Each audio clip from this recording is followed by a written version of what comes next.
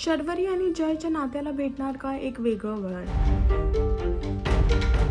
सनई चौघडे या मालिकेमध्ये जेव्हा घरात पूजा ठेवली गेली होती त्या पूजामध्ये जय आणि शर्वरी दोघं एकत्र पूजा करताना दिसतात आणि जसे ते एकत्र पूजा करतात तसेच तिकडचे भटजी त्यांना आशीर्वाद देतात आणि शर्वरीला म्हणतात सौभाग्यवती भव. अखंड सौभाग्यवती भव, सुखाने संसार करा.